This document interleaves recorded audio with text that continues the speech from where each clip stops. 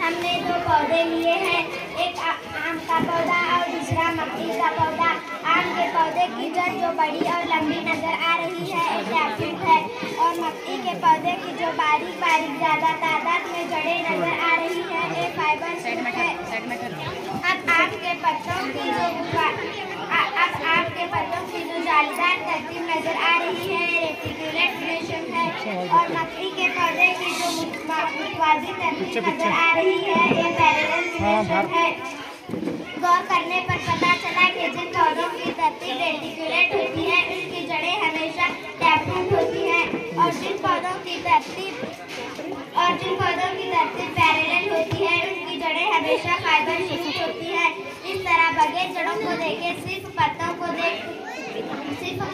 देखकर हम जड़ों के किस्म पहचान सकते हैं।